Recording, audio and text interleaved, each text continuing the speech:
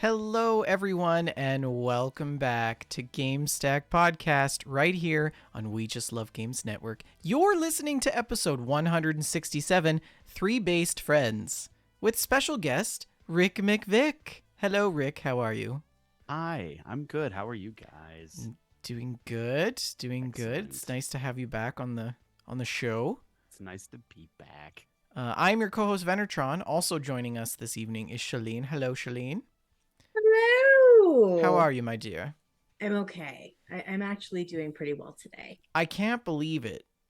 We got Rick back on the show for one episode. He's not back on the show, but we got him here for one episode. That's an important clarification. Yeah. People are going to run with that. He won't be showing up every week, but he's here today, and we're real excited about it. We're hitting our slow season. I have some Fridays where I'm not at work till like 6 or 7. It's great. Well, your loss is our gain. That's true. My OT is taking a hit. No, it's all good. We love our slow respite in the winter leading up to Christmas. It's nice. Yeah. Hopefully we'll get to see you a couple more times, but we understand that your life is busy. So how are you, buddy?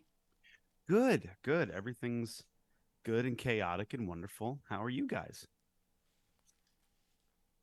Don't everybody go at once. That was a terrible silence. Oh my gosh. We don't even know how to talk to each other anymore. Everything's fine. How are you? How are you? We're really excited to have you here, buddy. I'm doing great. My job is still going okay. It's been a while since I've had a life crisis. So that's great. Like the roof isn't leaking. There were no broom handles sticking out of my car. Oh, no. What? I didn't tell you that story. She got somebody siphoned. drilled a hole in my gas tank. Yeah, it was real fun. Yeah. Real fun. What is it? It's like $2,000 later. Yeah, it was a little over $2,000 for the repairs. They US, probably got $15 $12,000 Canadian, but yeah, it was probably more than the car was worth to replace the gas tank. But oh man, that's gnarly. I'm not bitter though. Not bitter. Okay. She's still not over it. Yeah, that was like I'm so mad. 2 months ago. I'm so mad. But I mean, the listeners don't know that because I'm also like 6 episodes behind in posting shows. So angry. So, yeah. Just sorry, filled guys. with rage. Filled with rage, Shalene. Don't worry, I got you covered. Oh. Zen. Okay, I can feel the sitar flowing through my body. Ask and you shall receive, my friends. Wow, that is a blast from the past. That is. It's been. We've seen Rick since we've seen the sitar. Yeah. It's back, and better than ever. That's funny. Yeah, we've got a jam-packed show. Hello to everybody coming in the chat. It's so lovely to see all you listeners tuning in for the live episode every Friday.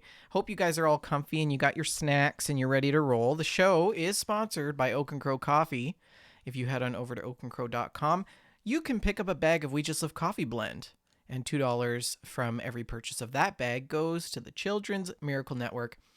And I put this picture up on the stream because I perused the website and they updated their picture of our coffee. They have the coffee and then they have it sitting with an Xbox controller and Fallout 4 and Cyberpunk. And then there's a mug that says "Mind your business." I gotta re up on my Oak and Crow.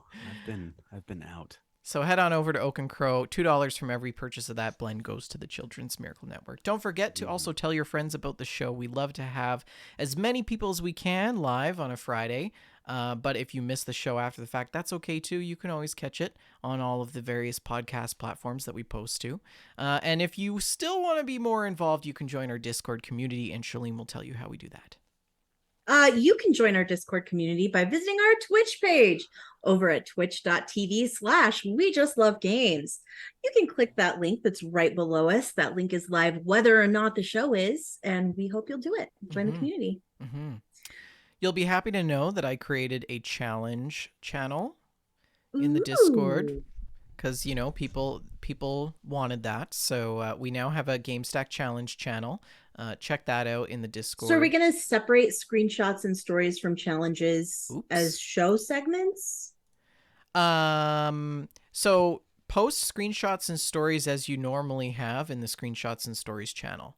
When we announce a challenge, we will put the challenge in the challenge channel to remind you of what it is, and then you could submit for challenges there. But we always welcome screenshots and stories, of course. So fantastic. Anything and everything. Really, it just means that I have to go to 2 places instead of 1. So, which is fine.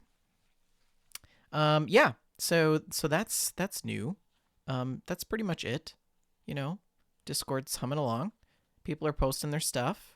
Yes. Rick's joke bot is still quite active. Can't believe that thing still functions. Somebody popped in Vexinator.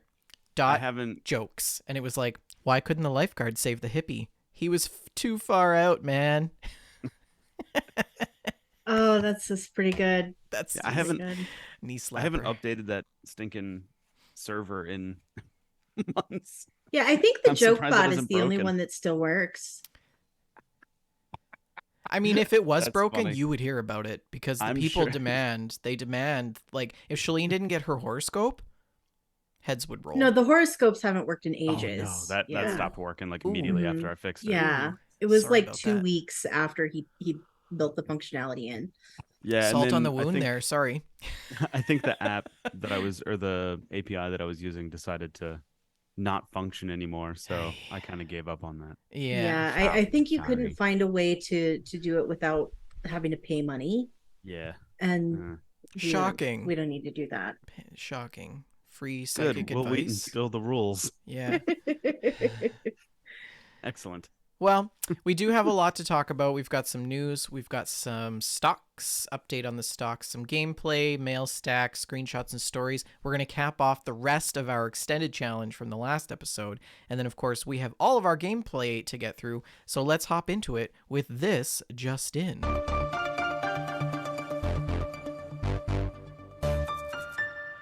All right, Shalene, hook it to my veins. Okay, I think we do have some breaking news here. Rick is doing a little bit of testing, and it looks like the .cats bot still works. So it seems the cute and space are dead. Yes, but we can still see cats in the Discord with the .cats command. Oh, look at that good kitty just sitting there in the windowsill. Okay.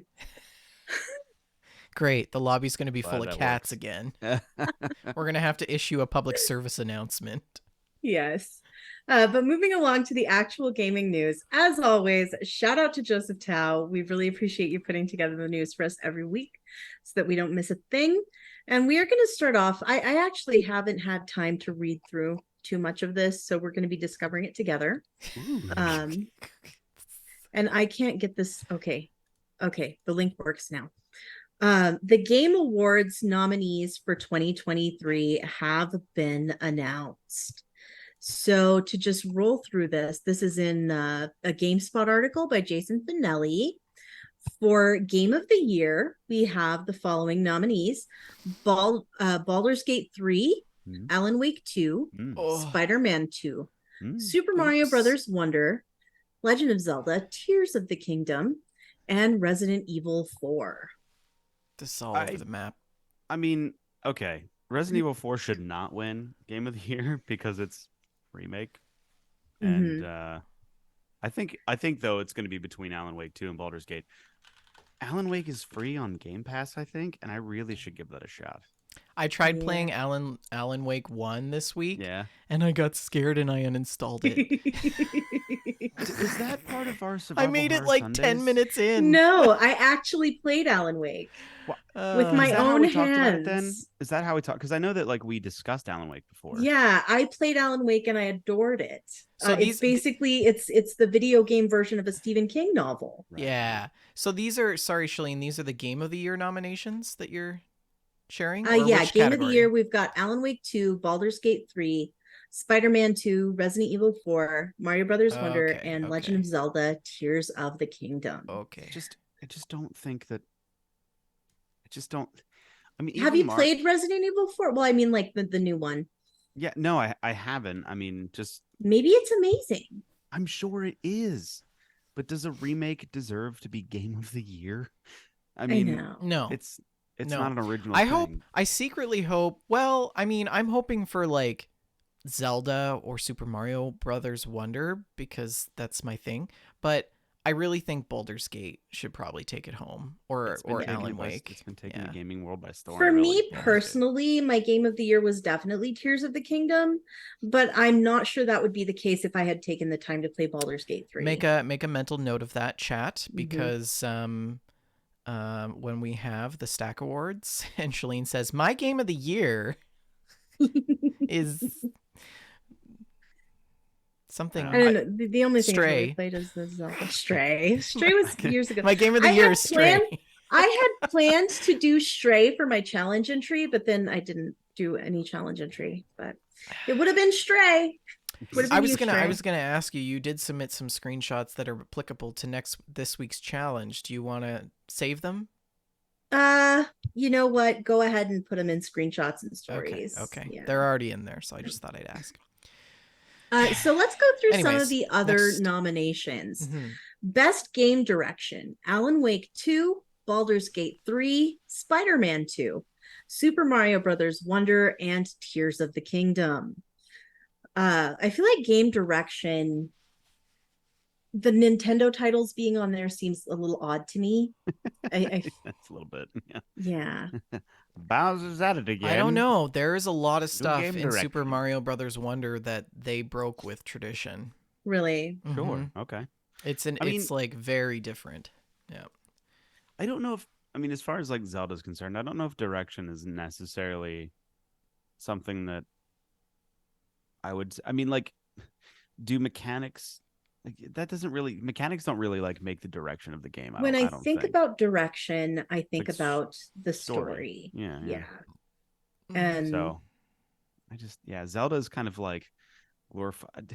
It's not glorified DLC. It really isn't, but It's just a fancier version of Breath of the Wild. Kinda, but like the new mechanics they did add in, because I've been watching Sarah play it, is like fantastic. The way that they let you build whatever it is that you want is a really smart thing to do. And Zelda's fan base is already pretty good at being crazy with what you can do in that. Blame Rousseau in the chat says that Nintendo vote split. And I think it's important to acknowledge here that Nintendo's got 2 games in the same category and in Game of the Year. So yeah, I didn't even know that there was a new Mario, man. Yeah, it's Like, so good. Yeah, Bender It played is it. so good. It's so good. Is it? Mhm. Okay. Yeah. You can turn into an elephant. Yeah. There's this and there's flowers that talk and they're super like cheeky. They're like, "Oh, is that what you're wearing?" Sassy flowers. Nice. Yeah, sassy flowers.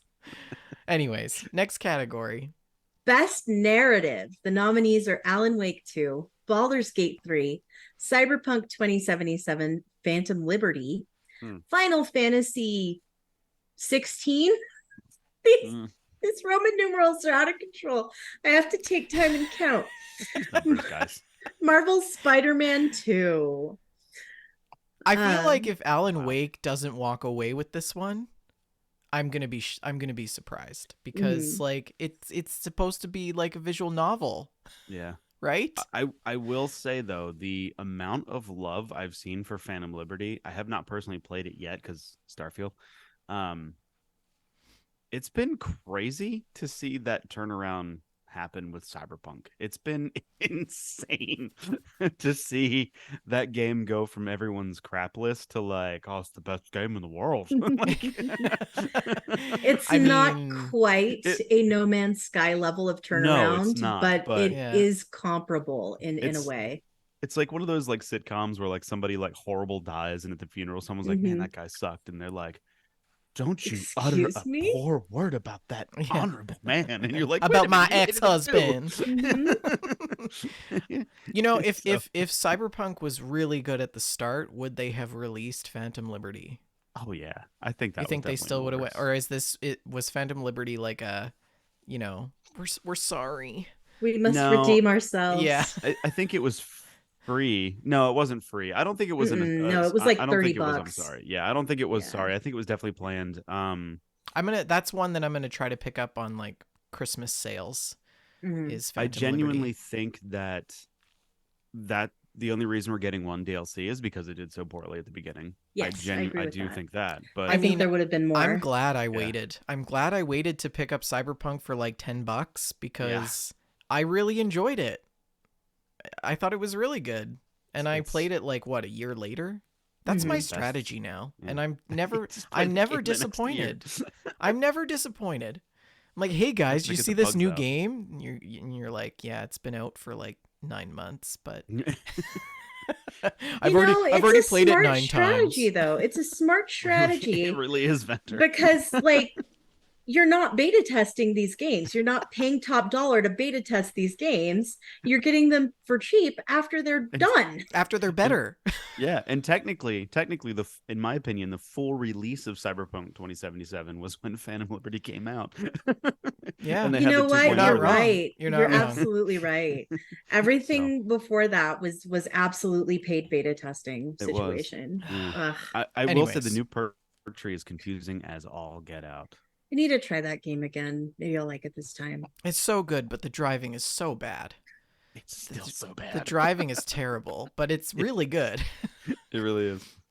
Best art direction. Sorry.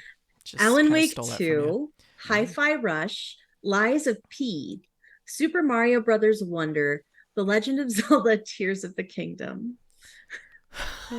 Lies of P. Yeah. Um, Yeah. They said it would taste good.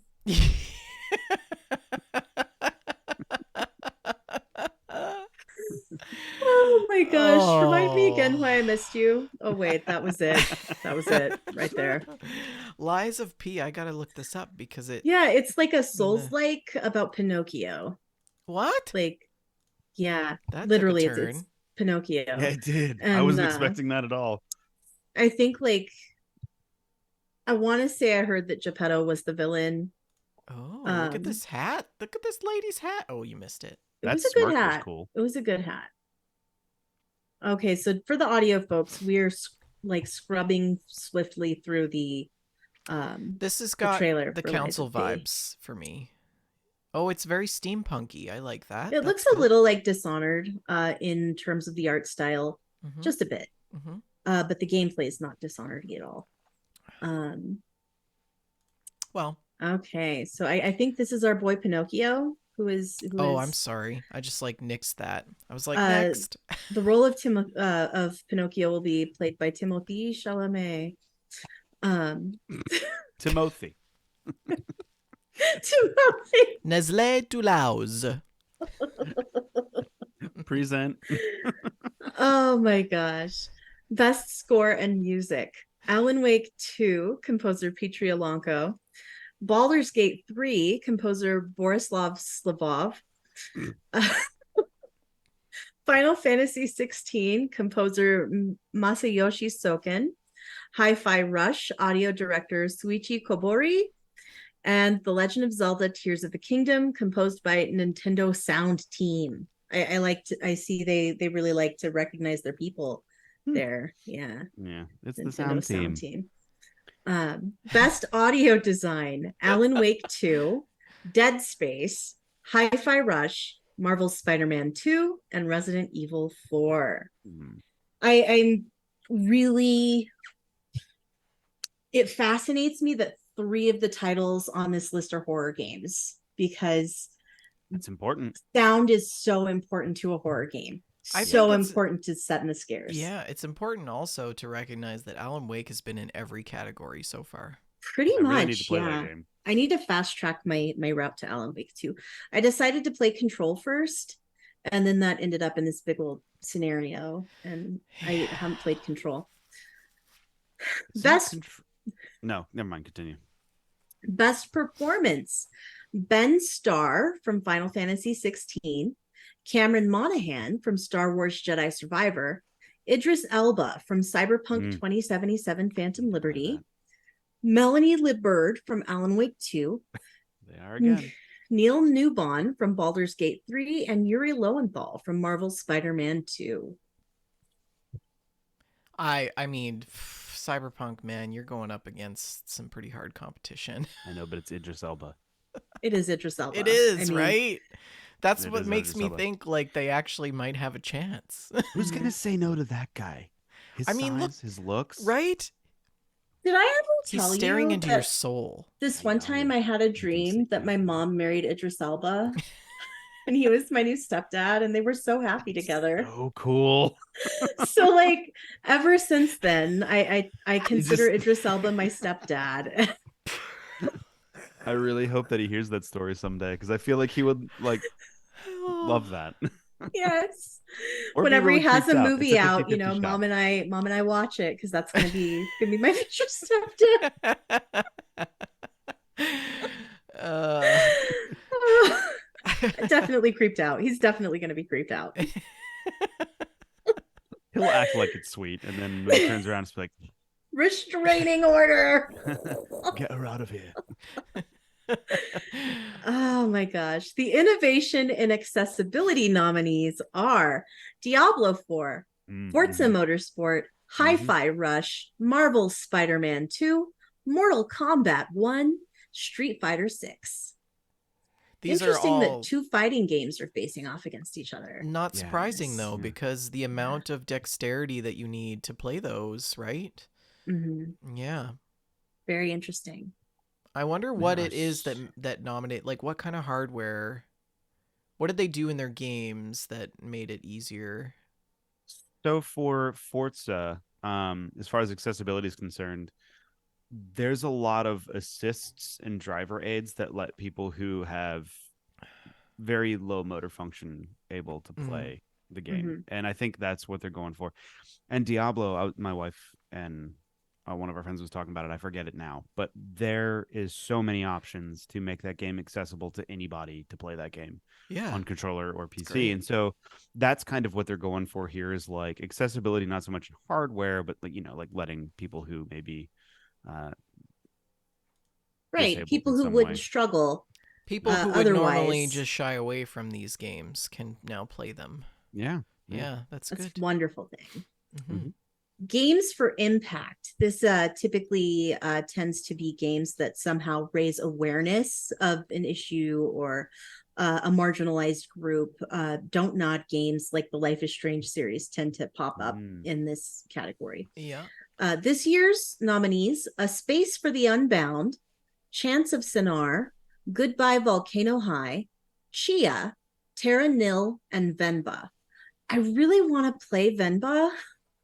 It's a game about an Indian family, and there's cooking of food in the game. Like that's the mechanic, and you get like real recipes to cook some of these traditional Indian dishes, and it just looks beautiful. The art style is bright and colorful, and it just looks like it's the kind of thing that would make you feel very good.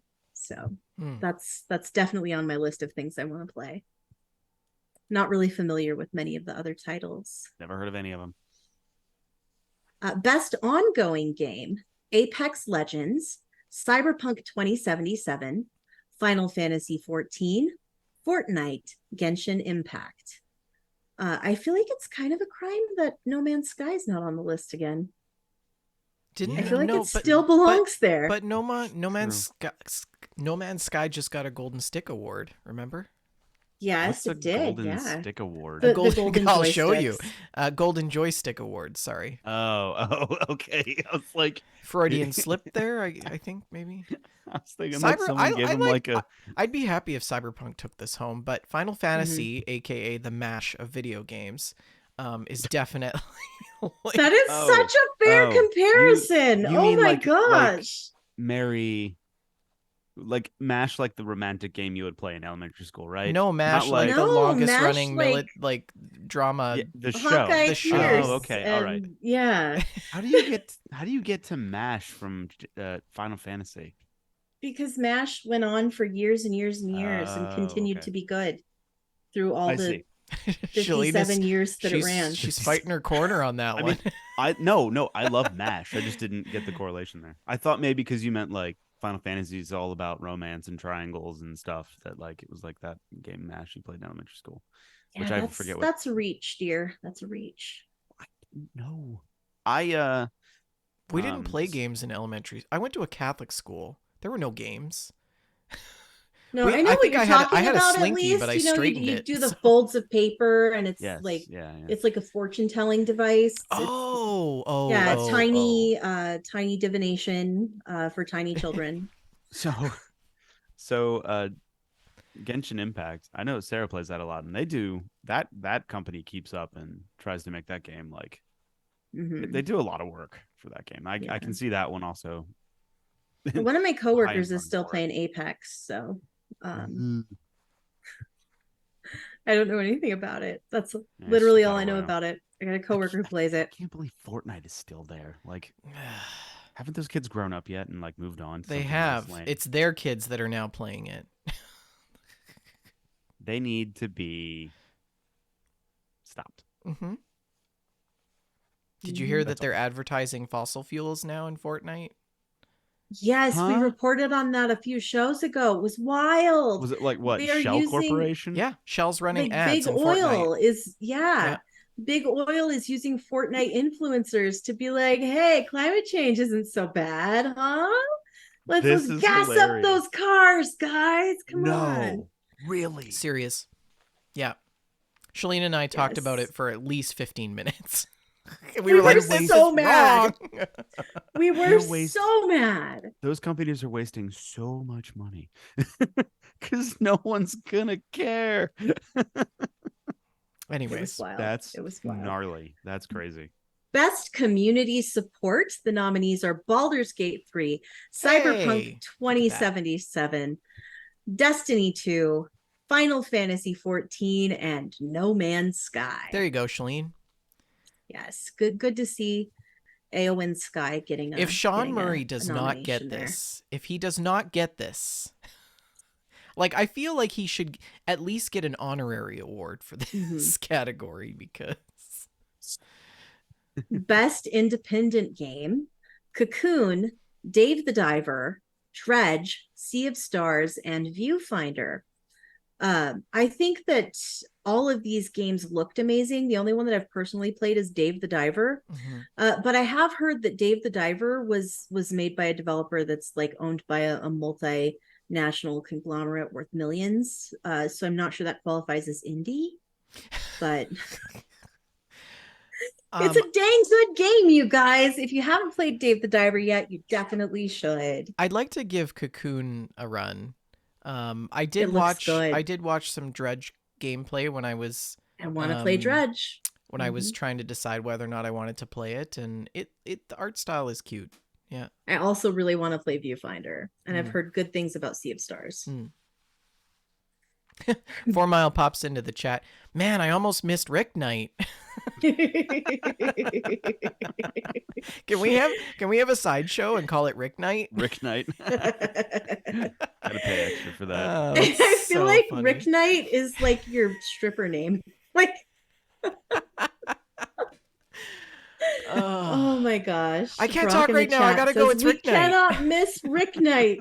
That's the real fall holiday. Yeah, right. We have to have you at the week of Nobody wants Thanksgiving that. every year now. Yeah. Yeah. The annual Yeah.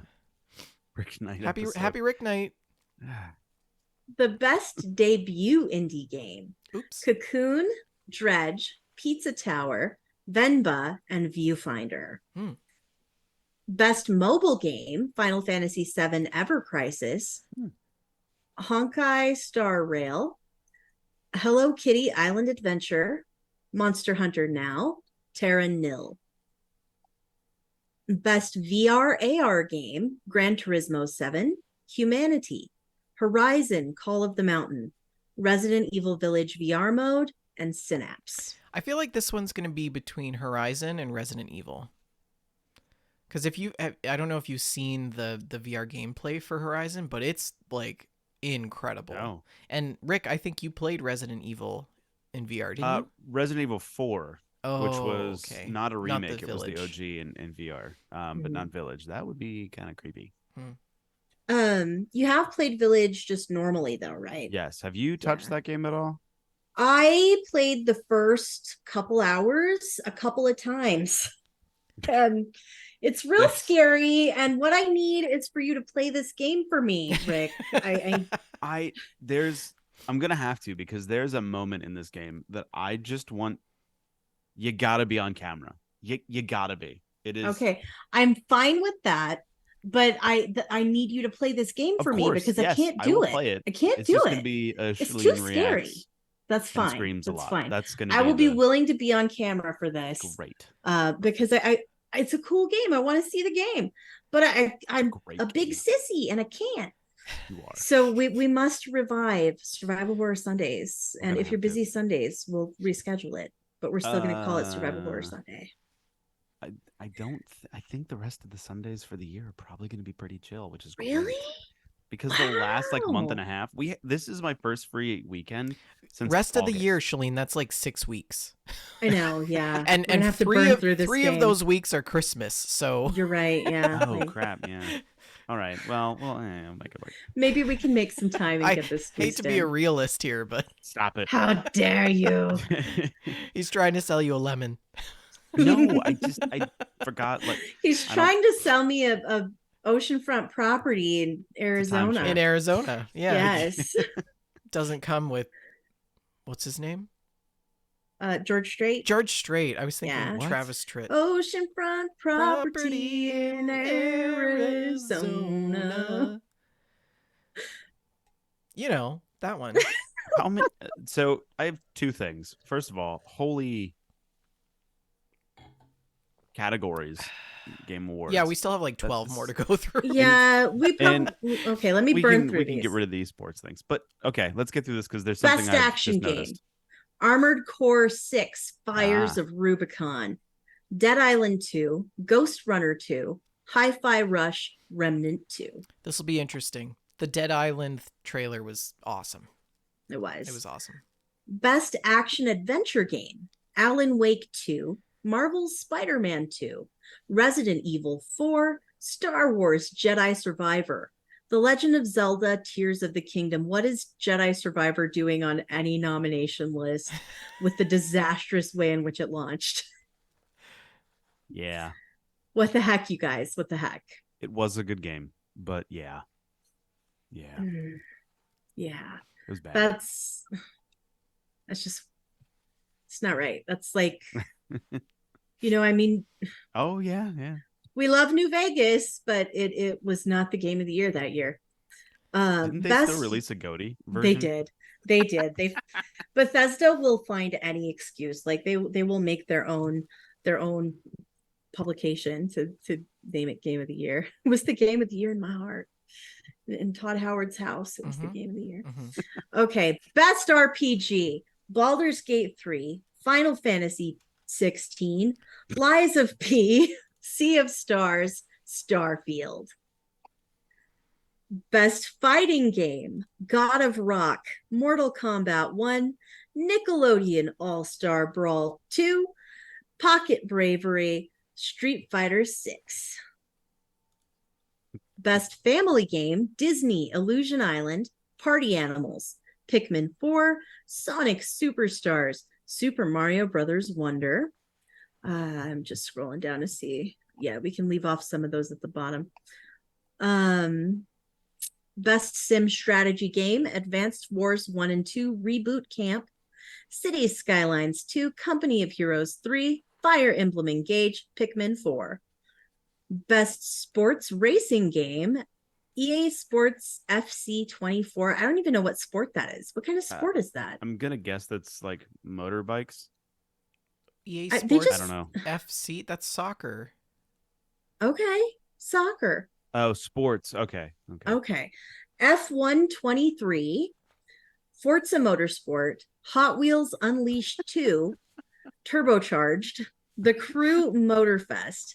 So like all of these are car games. That's really funny that Except all the for sports esports. games are car games. Best multiplayer: Baldur's Gate 3, Diablo 4, Party Animals, Street Fighter 6, Super Mario Brothers Wonder. I think it's a bit odd that Starfield's not in this category. What? It's What not category? a multiplayer game. It's not a multiplayer? No. Mm-mm. Oh, I'm No. mistaken then. Never mind. Carry No, on. it's single player.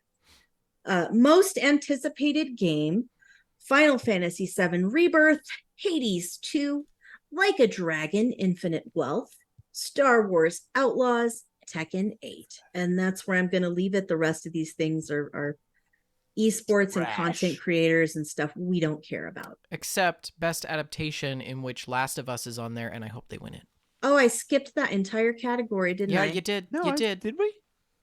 I'm pretty sure Best I skipped that adaptation entire... is Castlevania Nocturne, Gran Turismo, The Last of Us, Super Mario Brothers movie, and Twisted Metal. Thank you. Anyways, so the Game Awards will happen. When is that? What day? I have no idea.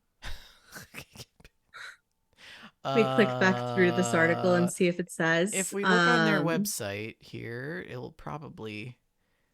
Wow, their site is Yeah, really it doesn't slow. say December there. 7th. It doesn't say. December There 7th. you go. Yes, December 7th. Yes. So In December LA. 7th. In LA. So keep your ears peeled for the next episode, our next annual Stack Awards, which usually happens in June-ish, right? Or sorry, January. January. We try to do it we're in late January. on everything, but June? June? January. We like to wait until the year is over before we do our Game of the Year awards, because we don't think it makes sense to do those when there's still like an entire month of game releases left. So I'm really surprised that Starfield is on there once. Why is that? Because it wasn't that bad. And it's certainly better than some of the stuff that was there. I don't think it's gonna... I don't expect... I wouldn't have expected it to win anything. But the fact that it wasn't nominated... That's shocking. It's kind of surprising. It was surprising to me too. I was expecting it to be in every category, but that was Alan Wake 2. I didn't expect it in every category, but definitely more than that. Yeah, I mean, like, and Starfield was not really for me, but I still think it was objectively a very solid title. Sure, and like, you know, it's just weird. I think that it got so much hate, and I don't know. It was just strange how the whole thing went down, and you know, I'm still going through it, and it's definitely... I wouldn't say it's Bethesda's best title in the world, but it's certainly their most ambitious. And for that alone, I'm surprised. It's definitely the most recent one. That's pretty much all I can say about it. I mean, in terms of checking the innovation box, it's not checked. The box is not checked.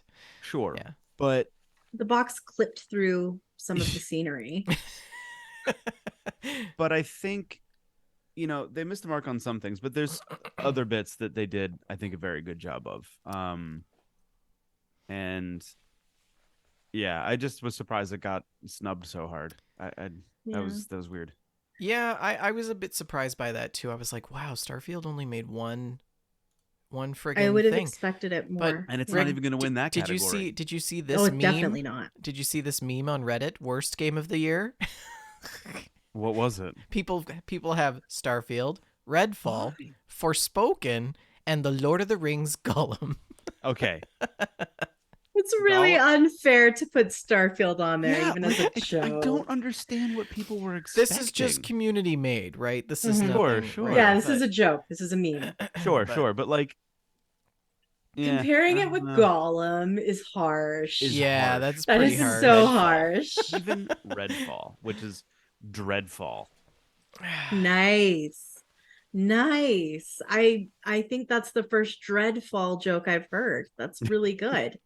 God of Radio in chat says, I've got about 200 hours in Starfield.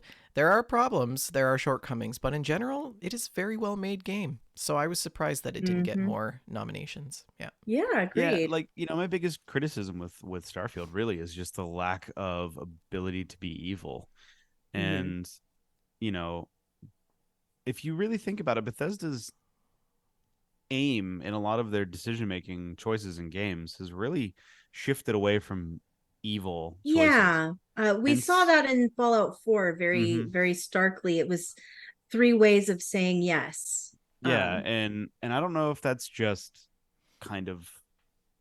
I don't know what that is, but that is kind of my biggest problem, because like they let you be a space pirate, but then everybody that's on your ship hates everything you do. Mhm. And it's like, whoa, this is no fun. So Yeah. yeah. Interesting. Yeah. Anyways, We did have before we move on from the nominees, we did have a bit of Joseph Tao commentary. Ooh. He stated that Hogwarts Legacy was plainly snubbed because of the politics around it, yep. which I noticed as well. Yeah, that's definitely, I would say that's almost certainly the reason why. And that's also the reason why I didn't play it, myself, because I just didn't, I couldn't countenance anybody out there thinking that I cared more about fake wizards than them. So Understood. But yeah, it is surprising to see that it didn't make any I of the think nominations. it's a bit unfair because J.K. Rowling didn't make the game. She didn't develop these scenes in the world. But she still makes game money, developers. though. She I know still she makes gets royalties money, from it, right? and that's but this is a product of other people's career paths. You are correct. You are right? correct. These are game developers. We've had this conversation before over and over again, and it continues to be an incredibly complicated conversation. Can you separate the art from the artist? And if you can only consume media by good people, what's left? Not what much. Can you actually, there's very little, right? Very little. We just don't know about what those people did yet. Hey, I still watch House of Cards, and it's fantastic. Yeah. And Joseph Tao also thinks that these nominees tend to be very biased towards Nintendo. I feel like Joseph is maybe a little biased against Nintendo. And I'm not hating on you, dear. I understand. She's hating on you. I'm hating on you, Joseph. But I understand. I definitely understand. There is a solid chance that Tears of the Kingdom will win Game of the Year, and I don't think it deserves it. Not in a year that Baldur's Gate 3 came out. 100%. So yeah, I think it's Baldur's Gate or Alan Wake 2 that and that's really only because of the frequency of categories in which they fall in. So so I understand where he's coming from. Absolutely understand where he's coming from. And the only reason I haven't played Baldur's Gate 3 and will not is because it's based on RNG, and I have no luck with RNG, and so I want to be good for me. I really do. I want to play it. I do too, but I just know that I'll be rolling ones and twos the whole time. So this next story, I pasted all four of these stories in here, but we're not going to deep dive into each of these. I just wanted to skim over it, so to give you a bird's eye view of this situation. So Embracer's continued issues after a $2 billion investment deal from Saudi Arabia fell apart. Embracer had this whole financial situation happen. I'm looking at a gamesindustry.biz article by James Batchelor. Their debt has been reduced to 1.4 billion. So that's great. Only 1.4 billion. That's just a mere 1.4 billion. I mean, isn't Google like 30 billion in debt? I don't know. No, it was 69 it makes billion. Me sick to think about it. 69 billion in debt. That's how much Google is in the hole. Isn't in debt these days? Well, I have student debt, but that doesn't count. I was about to say, excuse me, sir. No. I know that's doesn't count. Not true. Interest free, baby. No, our debt doesn't matter because it's like what, like 30, 40 grand. That's nothing. Not quite 1.4 billion. It's not quite there. Rick, up your mic unless, yeah. But anyway, regardless, they have laid off 904 people as part of restructuring as a result of this. And this deal was supposed to be worth about 2 billion, but it fell apart. And it's a bad situation. 15 projects, mainly unannounced titles, are being shut down. These are titles from Gearbox, PlayOn, Saber Interactive, THQ Nordic, Amplify, and Free Mode. Wow. And of course, all of those jobs were cut. And this is only the beginning of the consolidation process. So that is definitely a huge problem. But That's sad. there were several articles here about Embracer, one about the 900 employees that were let go, one about 15 projects that were shut down, and studio closures and a buyout are planned. And they're saying that Payday 3 underperformed following launch issues. So Embracer is just having all sorts of issues, and it's basically because of this company's rapid expansion, and they it's the same poor planning conversation that we've had over the last couple of months. These companies, they take on more than they can handle, and shortly thereafter, what they've taken on has to be taken apart, and it's a shame.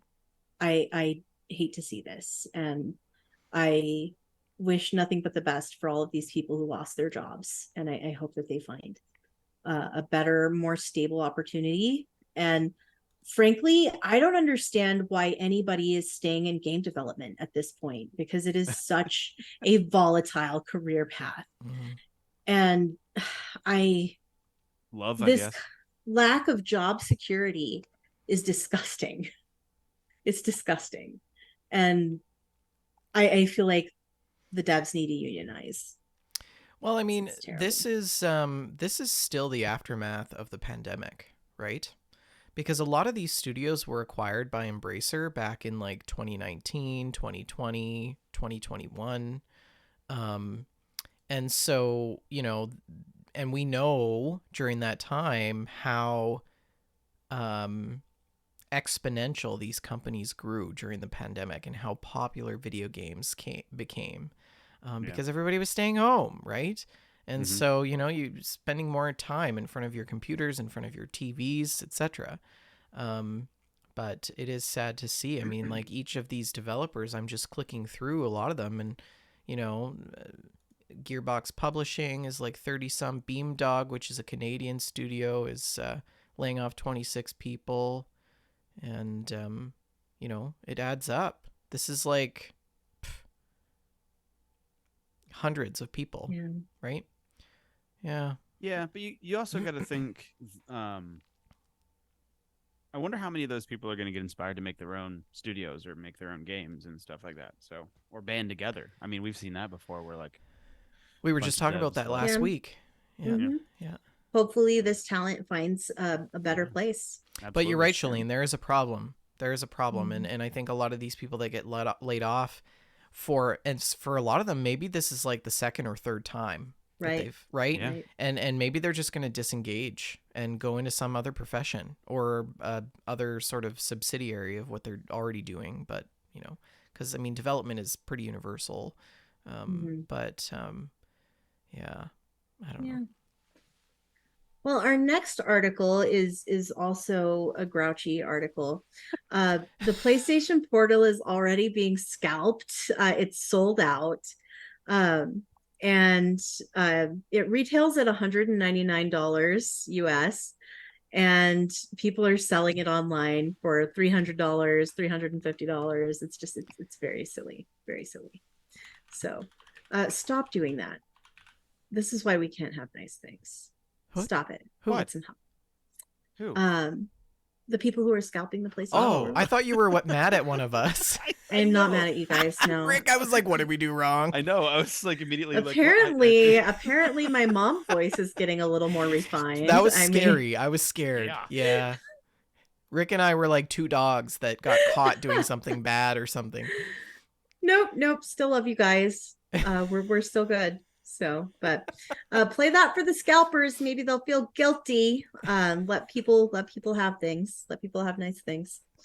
So, following the Sonic movie success, Sega has teased a Persona and Yakuza adaptation. And this is according to a Video Games Chronicle article by Tom Ivan. In an interview with CNBC, Sega's chief operating officer Suji Utsumi said that the company wants to build on the success of the recent Sonic movie.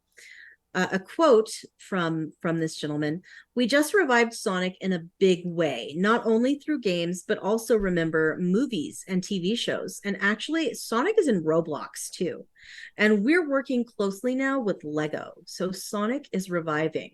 You'll remember last week they talked about wanting Sonic to be bigger than Mario. But he says that we have other major IPs, and they're thinking of reviving other classical Sega IPs. And right now, there are two big IPs other than Sonic. One is Persona and our Yakuza title. And he says, we are trying to be in a lot of different kinds of businesses, additional areas like Roblox and movies. All these IPs can be somewhere else other than games soon. So I feel like Persona would be a great for like a show, like an animated show. I feel like that would be brilliant. Persona non grata. So here's the thing. So good. I think to me, Mario is the Beatles of the video game world. Yeah. And there's this like joke kind of that every time someone, am I quiet, by the way? A little bit. A bit. Yeah. I feel like this. Remember that thing that you said I bumped something and it made a noise and I was like, that'll happen, it'll come back and haunt us We'll halfway find through out the show. what broke. Yeah. We found out what broke. Oh, and now it's really broken. We can't even hear you. Okay. Oh, we can. So, It's good. It's good. Don't do I anything. think my interface is acting up. So, there's this joke in the music world that like anytime someone's like, "Oh, we're going to be as big as the Beatles," they immediately nosedive. I mean, the popular one is Oasis, and how like they're like, "Oh, we're bigger than the Beatles," and then the two brothers end up hating each other. Anyway, I feel like any game that's like, "Oh, we're going to be as big as Mario," is just gonna nosedive soon, because like you can't say that. It's just You're jinxing it. you Such are an ambitious thing to say. It's stupid. So I mean, it's Super Mario. There will never be anything quite as well known. Super Mario, it's like Kleenex, right? Yeah, it really is. You're right. That's just what it is. All the moms are like, "Yeah, my kid's playing Nintendo. It could be an Xbox, could be a PlayStation, right? Could be anything, but they call it the Nintendo because that's what's associated with gaming. Mario is what's associated with gaming. Yeah. So don't say that, Sega. You won't get screwed over. Thing. Yeah. Well, it may not be games going to movies, but we have a movie crossover with games. Power Wash Simulator has Back to the Future DLC. I was wondering how the heck this made it into our news feed. Now I get it. Power Wash the DeLorean, Doc Brown's van. I've got to bring this up on the thing. Hill Valley Clock Tower. Oh my God. The Holomax Save Theater. the clock tower. It's so good. It's Save so good. The clock tower. Look at this. Amazing. Look at this DeLorean. They're in the parking lot and they got the truck. And who's power washing? Yes. Is it Doc Brown? Is the dog in the driver's seat? That's what I want to know. Einstein. Yeah. So good. So good. I can't wait to show Evie those movies. God, I can't wait to do that. This one also had some Joseph Tao commentary. He says, "I hate how much I love playing this game and how excited I am for new content." I had no idea that there was a trailer, and I think that we should just take a look at the trailer. Let's have a look. See. Let's as soon as I get through all of these ads and okay. Yeah. Ooh, turn your career into a passion. I'm sorry. How about that? Yeah, these people look so excited about education. Did you just say turn your career into a passion? Because isn't it supposed to be the other way around? Yeah. Okay, now we're power washing stuff. Okay. Oh, look at that. That's the clock tower. Ooh, it's so clean. Oh, the theater. It's filthy. It's so satisfying. This is so brilliant, you guys. Nice. Have you guys seen the train? Have you guys seen the little, like, I don't know if it's on Facebook or whatever, but it's a short of like a dude time lapse cleaning rugs. Yes, I have I will seen get the rug lost in guy. that. I will get lost in that. Same, and it changes color completely It does. sometimes. It'll look Yeah, like it's a brown rug and then it's a white rug. It's the same as like those people that restore paintings and stuff. Yeah. Yeah. I think That this rug guy is brilliant though. I think He's this brilliant. is absolutely brilliant. They are going to gain so much popularity Yeah, they are. doing this, and I think that we're going to see more cult classics. I love it. Yeah, I want to see like, I don't know, what would you want to see? What other movies would you want to see? Just thinking about that. Oh, what would you power wash? Jurassic I Park. want to see Mad Max. You want to power wash Mad Max? Yes. And all the entire wasteland. Like I want to power wash Thunderdome. Okay. Yeah. But what about Jurassic Park? I would love to power wash some dinosaurs. That sounds Yeah. like a great time. Yeah. Yeah. How about you, Thunder? I don't know, I'm just thinking like I'd like to power wash like Downton Abbey. So clean already. No, it's not. It's I've seen it in filthy. real life. Yeah. Oh. It's pretty dirty. What about Stranger Things, the Upside Down? That needs a lot of power washing. Ooh, that's good. Yeah. It needs a lot of power washing. That would be great. Well, if you have some ideas about what you would like to power wash, email Dead us. Space. Dead Oh, Space. yeah. I there's want a to lot of- power wash the Ishimura. And all of that stupid garbage in what is it, Fallout 4? There's just garbage everywhere. The Resident Evil 7 bathrooms. Oh, yeah. I want to power wash all of it. That game was so gross. It was so gross. Isn't that the one where you had to reach into the toilet? Yes, it was. Yeah. That was, and there was Neat. like needles in there. Yeah. If you wanna write into the show, post in the MailStack channel and let us know what you think should be power washed. We'd love to hear what you think about that. Mm-hmm. So, Baldur's Gate 3 has had a physical deluxe edition announced, and it has a fudge ton of discs, according to this article. This GameSpot article by Cameron Koch. Cameron, who? You heard me. Baldur's Gate 3 will receive a physical deluxe edition, reports Larian Studios. Pre-orders are currently live on the online store. The deluxe edition will ship in the first quarter of 2024 and sells for $80 United States. If you are a fan of discs, this deluxe edition of the RPG is for you. It will ship on 2 discs for PlayStation 5 owners. The Xbox version will be on 3 discs. The PC version will come with a DVD that has a custom game installer, and it also will include a CD key for Steam. That's So- I funny. just like I don't. Why are you? I expected more discs based on the hype. Yeah. Frankly, I'm disappointed in the number of discs. Those are rookie numbers. You got to pump Yes. those numbers. I mean, like Mass Effect 3 was 2 discs, wasn't it? Like that. Wasn't one of the Red Dead games multiple discs? I mean, So- I'm disappointed in this lack of discs. I feel let down.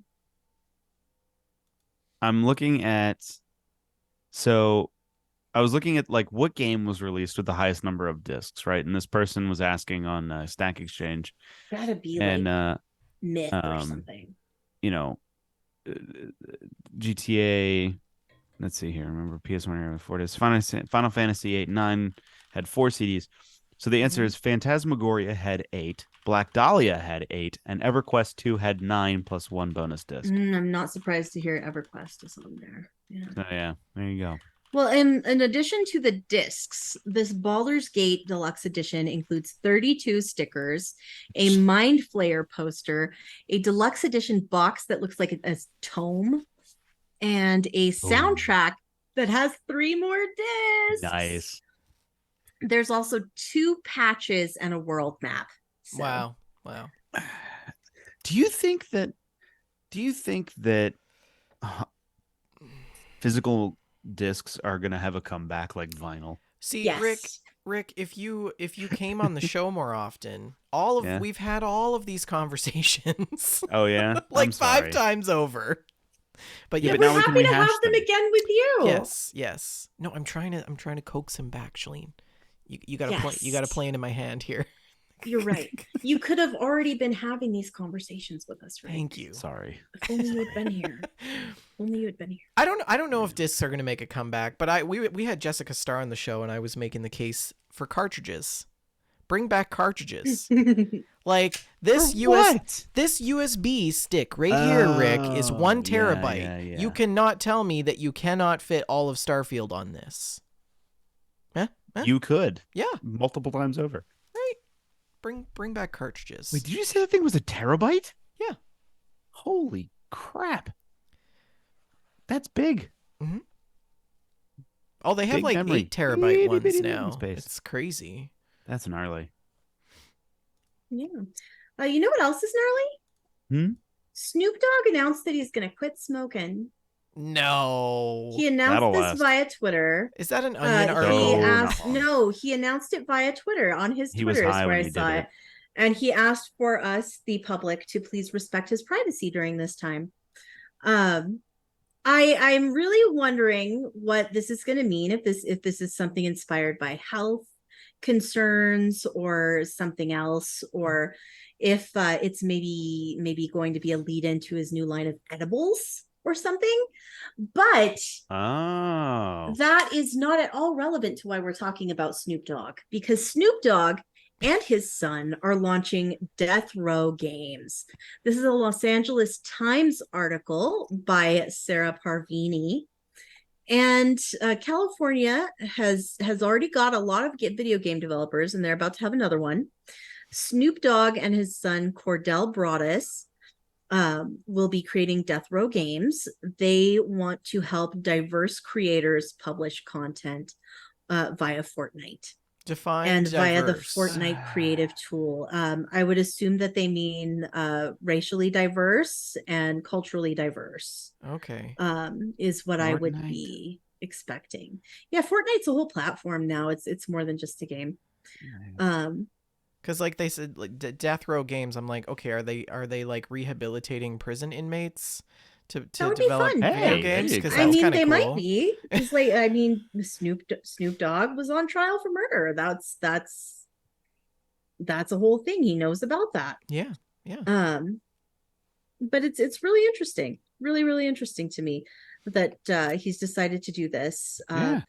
Broadus, who is now 26, said, "Myself and my father were avid gamers. We've witnessed the power of video games and how impactful the storytelling is. And we just wanted to provide an immersive experience that represents the neighborhoods and the places that we come up from." Broadus spoke to the Times about the new venture and about Death Row Games and the role that it can play in creating opportunities for diverse creators. So this is an extensive interview. I'm not going to go through the whole thing. I just thought it was really interesting, and I'm looking forward to seeing what comes from it. Because I do feel like, I'm not familiar with Snoop Dogg's son, Mr. Broadus.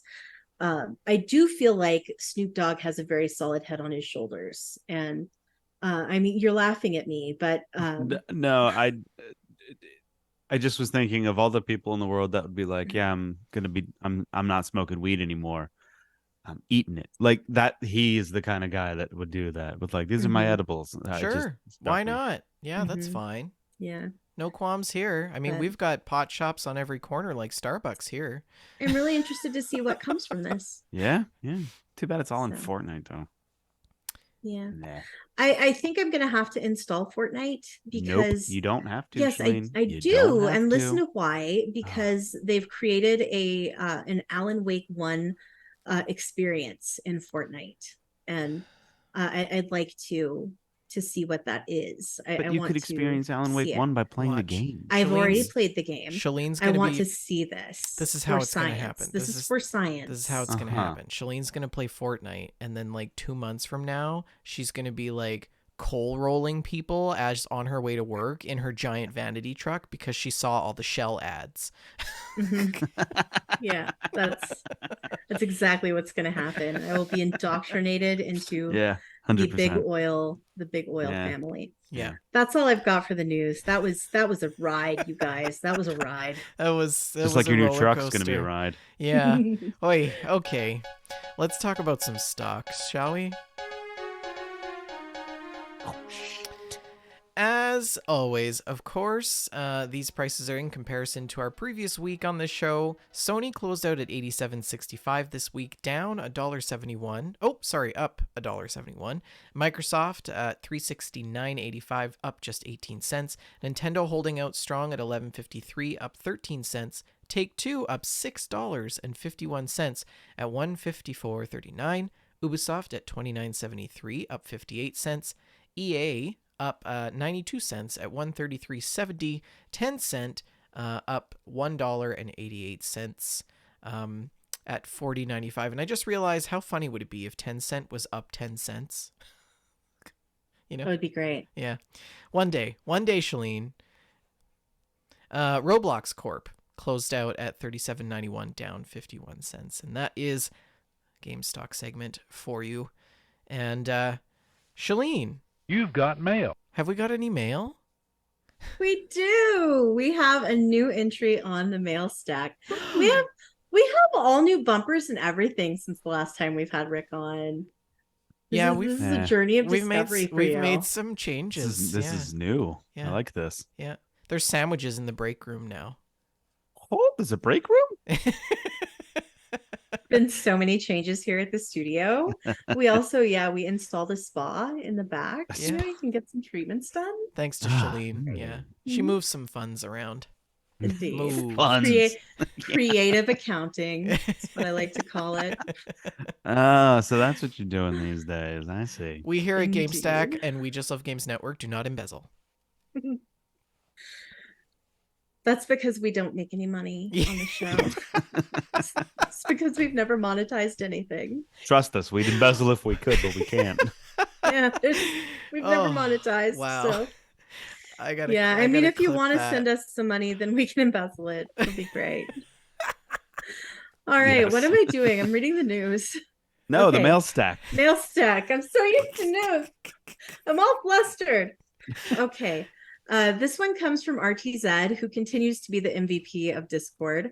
Got a good one from Reddit. If you could go back in time to warn one studio about one choice regarding a game, what would that be? And while you guys think of your contributions, I'm going to read through some community commentary. Say that again real quick.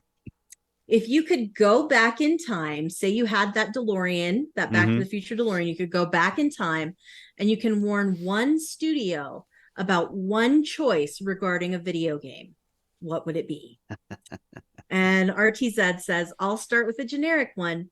Don't release this game yet on console, Cyberpunk 2077. Yeah, that's a good one. Yeah. That's a good one. Yeah. Green Camp says, I was going to warn a particular studio about their demeanor with female staff, not their game. So Blizzard. But he says, if you're talking about a game studio over a game, not specifically a game, but Sega's ties with TCI Time Warner Cable, introducing the Sega Channel, a game service that hosted anywhere from 25 to 30 to 50 games that could be played to sample the games and whatnot each month. The advice, remind buyers and people that you're allowed to one save for the game. If you save on a different game, your first save poofs. Saves do not save if the game changes out at the month's turnover. Ooh, yeah, that's rough. That's rough. Oof. Artiza says, ouch, reminded me when they released Halo 2, you needed Windows Vista on PC. We needed an emulator for Windows XP. Vista was such a trash fire. Oh man. Vista was bad. Yeah, that was. It was so bad. That was something. Gauss says, hey there, Mr. Sean Murray. Don't say that players can meet each other in No Man's Sky if they can't. Yeah, that was mine. I was gonna say go back and tell Hello Games to totally change their trailer. Mm-hmm. And Vodka Knockers says, me to BioWare in 2012. Please make sure the Mass Effect 3 ending is actually fleshed out and complete, not just different Instagram filters of the same thing. Yeah. I would probably also go back to Rare and be like, yo, you guys need a PvE and a PvP portion of your game for Sea of Thieves because this is going to cause World War III here. Mm-hmm. Yeah, Rick? I would probably go back in time and be like, look, folks, we all have wanted a co-op in this game for so long, and to play this game with friends that love this universe. But boy, howdy, don't release 76 without thinking about more story content and fleshing out the world a little bit. Just we were all beating around put some the bush on that resources one. there, please. Yeah. I've got two. They're both for Bethesda. Oh Of Of no. course they are. The first one is going to be, please, when you launch Fallout 3, do not include Games for Windows Live. Oh. Games for Windows Live Yeah. caused problems running this game for over a decade. Yeah. And it will go away soon, and then the game won't run. So don't put it in there. And my second one is also for Bethesda, and it is related to Fallout 76. Yeah. But mine is not as content related as yours. I think that the game was pretty solid when it ran. When it ran? But I would say that mine is do not be tricky with the advertising, you guys. Yeah. Show us the game we're getting. Show us exactly what we're getting. Do not make us feel like this is Fallout 4.5. Do not make us feel like this is Fallout 4 New Vegas. Show us exactly what this side story is. You know, I'm going to change my answer a little bit. I'm going to say, hey, take half the people that you have on ESO and just put them on 76. Just do that. Just because, like, that's the reason we lost Nuclear Winter. Nobody put anything into it, and that was sad because that was fun. I would add one and say, I would go to Todd Howard and I would say, if you want to win Game of the Year for 2023, remove procedural generation from Starfield before you launch it. They are good at bespoke locations. They're good. Yes, they are. Yeah.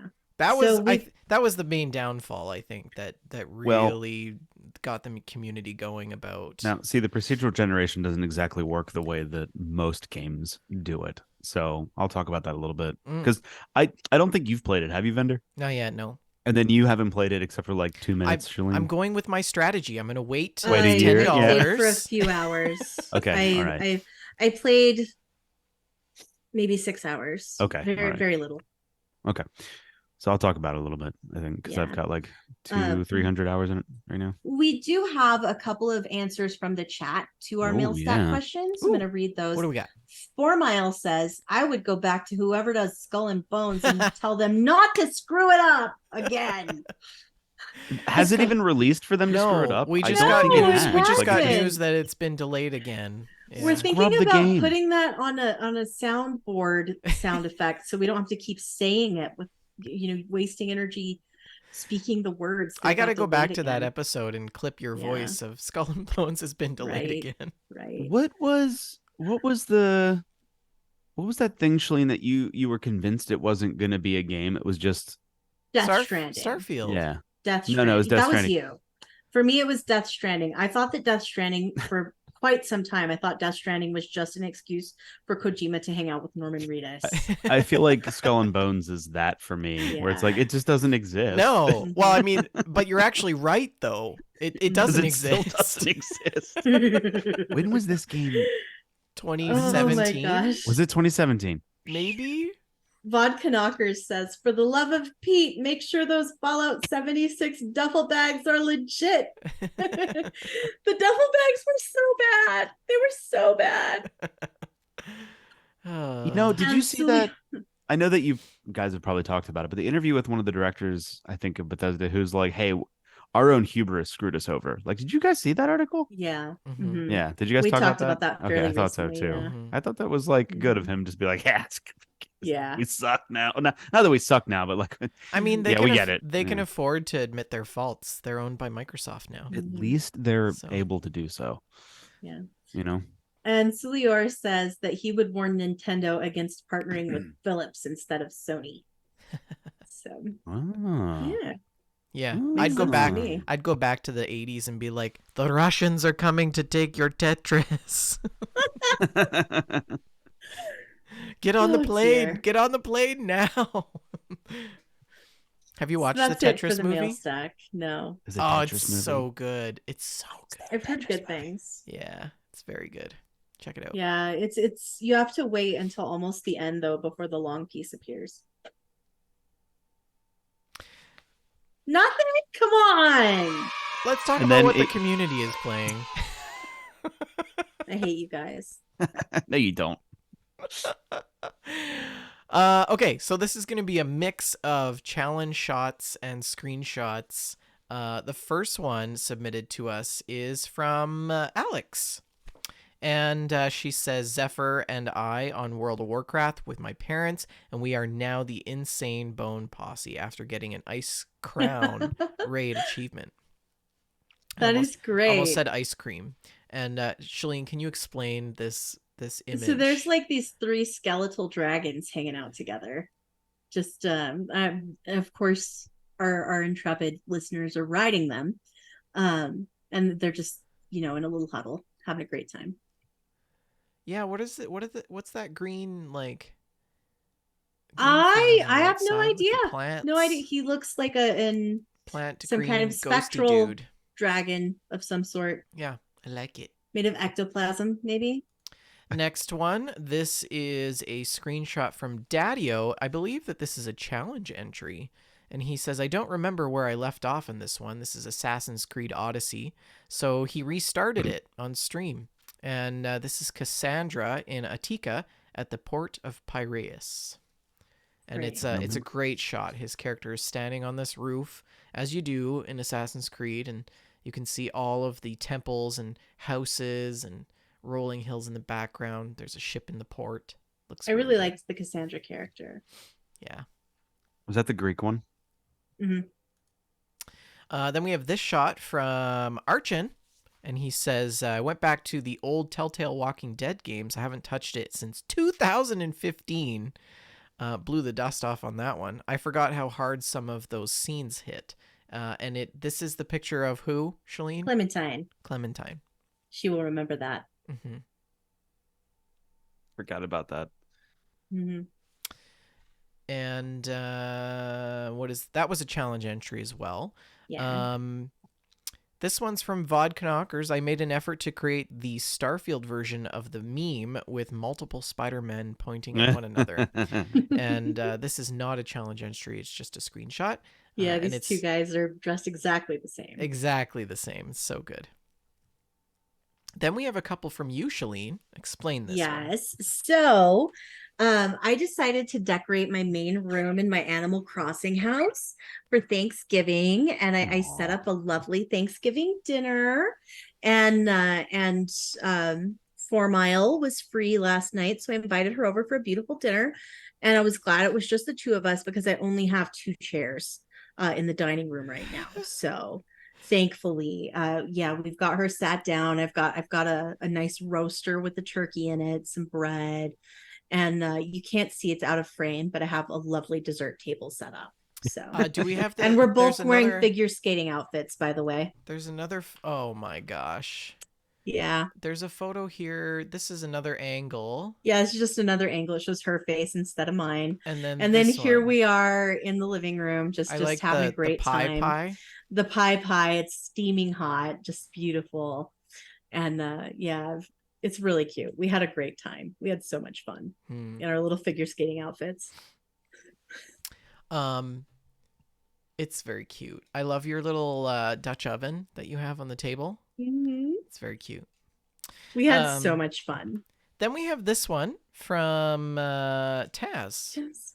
And Taz says, field servicing equipment at the ranch and vineyard. This is the WJLG ranch and vineyard, by the way. And this is not a challenge entry. This is in Farm Sim 22. And he's on the field cutting grass, I assume, and baling it. Looks like quite the setup. He's got all different kinds of equipment. And he jumped the gun on Thanksgiving or Christmas. Skipped right past the Thanksgiving. And he's got a Christmas tree here on his ranch in Farm Sim. So are you sure you're not Canadian? We have Christmas lights up at home here. It's great. We're putting mine up on tomorrow, I'm actually. excited. And then we also have this one of his house with yet another Christmas tree. I love it. It's great. Nice. This one here from who is this from? Oh, this is also Taz, but this is a Switch. Well, this is the SS GameStack, isn't it? Yeah, construction began for the WJLG asteroid base while Lil Red stands Ooh. ready to defend the base. And so, yeah, that's our little. I love the tiny little red there. ship. I think it's so cute. It is very cute. And then this awesome shot from Ash DZ says, playing through The Last of Us Part 2. Great game. Very sad. And they're standing in the foyer of what looks to be a museum. Mm-hmm. The remnants of a museum, and there's fish hanging from the ceiling, giant whales hanging from the ceiling as well. It's This is everything is another one that I overgrown. need to go back to. Man. Oh, The Last of The Us. The stack TV is series was severe. so good. So good. I think I'm going to rewatch it. I can't remember if I finished it or not. And then this one is from me. This is my challenge entry. I picked up Euro Truck Simulator 2, which I haven't played for like ever, probably 2 years. Wow. And I forgot that I was driving in Iceland. And I'm literally like in an ice field right now. I don't know if you can tell, but there's like wafts of snow blowing across the road. And I have this crazy like Ukrainian military vehicle. I was gonna say it looks old. It's from Chernobyl. Yeah, that's. I have another entry. It's way at the beginning though. I don't know, for some reason it lit. There we go. Yeah, so this is me in the cab driving along. Anyways, that's our screenshots and stories. The challenge this week is to submit a screenshot of your in-game fancy feast, your Thanksgiving feast. What did you call it, Shalene? I think I just said a feast, a video feast? game feast. Video I don't game remember. feast. Yeah, of course it's Thanksgiving That for was all like of 12 us. hours ago. Video game feasts? Question mark. Video That's game what I said. feasts, yeah. For our friends in the U.S., it is Thanksgiving, but you can also celebrate along with them.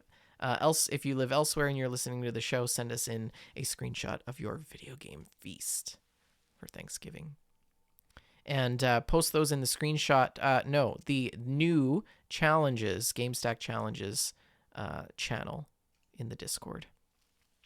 Anyways, that's what the community is playing. Let's talk about what we've been up to.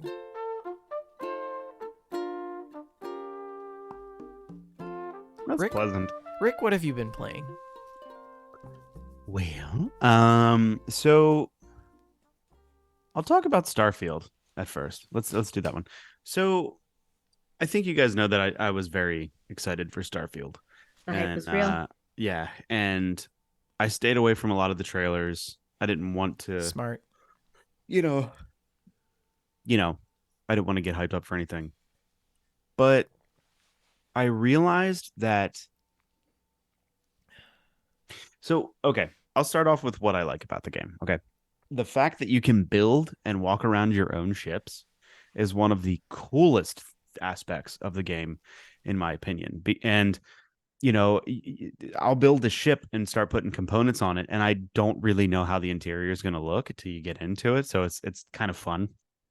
And so that is one of the most immersive things about that game, to the point where I don't even feel like building a base or having a home anywhere, because like the ship is my home, and I just the base building is. We know this about you though. You're a video game nomad. Well, but see, even with Fallout 4, I liked having my like factories and like my ammo factory, and I liked building bases and having all my guards wear the same uniform. And so I do like the idea of having a home base, but the thing is at the moment, I don't feel like their base building is as robust as it was in Fallout 4. So the weird thing is with Starfield is it feels like there's so many different aspects from their other games built into one game, except they're not as fleshed out. So there's a bunch of junk that you can get in Starfield, very much like Fallout 4, but the problem is you can't actually scrap any of that.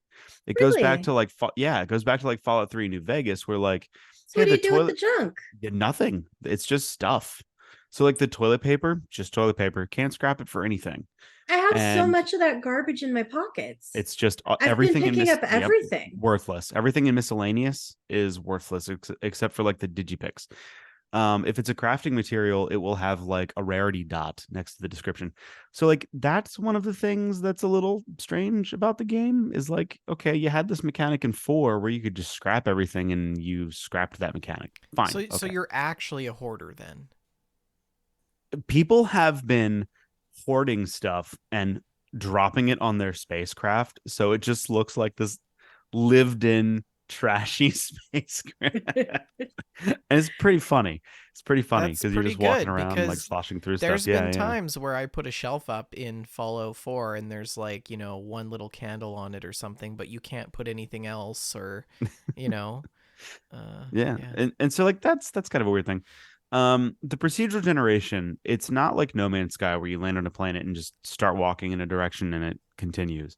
The way that this game works is it kind of preloads an a set area of your planet. Um and it stays that way. So there's boundaries because it only loads a certain amount of that planet at a time. Um, but that area is procedurally generated. And they fall into the trap of not enough resource, like not enough prefixed buildings where the buildings are procedurally generated. And that kind of becomes apparent in the first like 3 moons you explore. You're like, oh, okay, this I've seen this building 15 times now.